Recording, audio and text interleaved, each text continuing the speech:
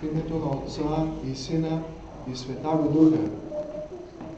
Ето, цял град излезе да посрещне Исус и като го видяха, молеха го да се отиде от пределите им.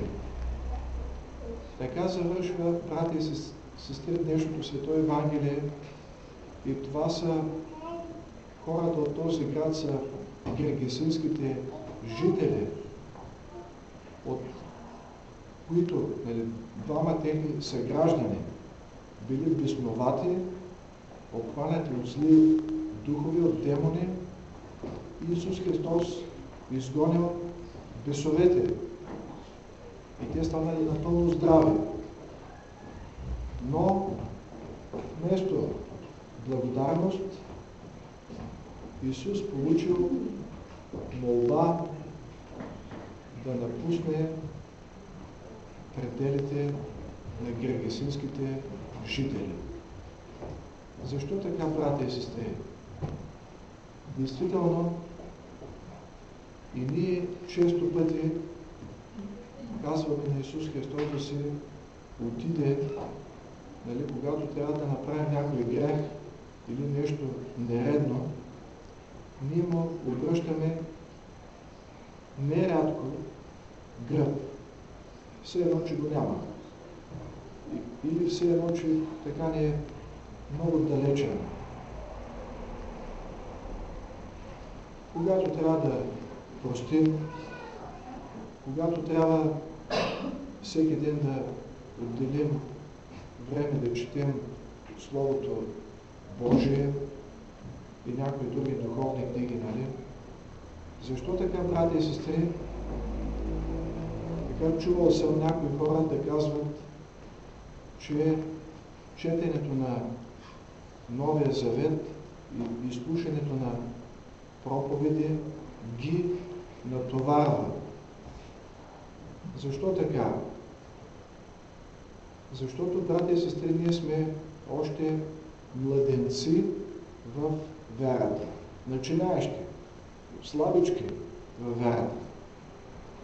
И както малките деца, младенците, те не могат да ядат всякаква храна, не могат да ядат твърда храна.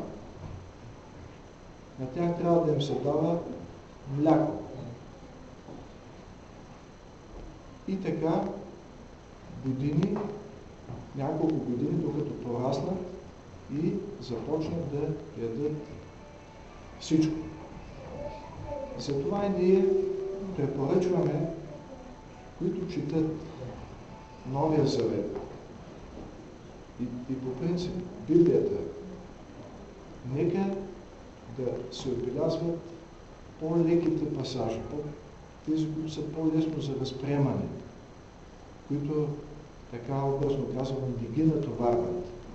Ето да речем, Бог е любов, или пък игото ми е благо и бремето ми е леко.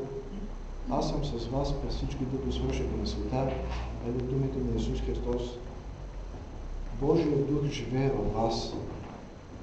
И така, полека-лека, като младенци, като редовно, като започнем да приемаме по-леката храна, духовна, така след години ще започнем да възприемаме всичко от светите книги, както сега като големи можем да ядем всякаква храна. И твърда, и мека, нали? Но в никакъв случай не бива да се оставаме без духовна храна и да обръщаме гръб на Господ Исус Христос, както днешните гергесински жители. Да се припомним и училище. Строгите учители така не ни бяха много по вкуса. Гледахме не беше много приятно да бъдем в контакт с тях. Обаче пък те не научиха. Строгите. Така Исус Христос действително Новия завет е нещо много сериозно. Там пише за сериозни неща. Натоварва, вярно е, но пък след време ще го оценим това нещо. От все сърце и душа, със сигурност. Амин.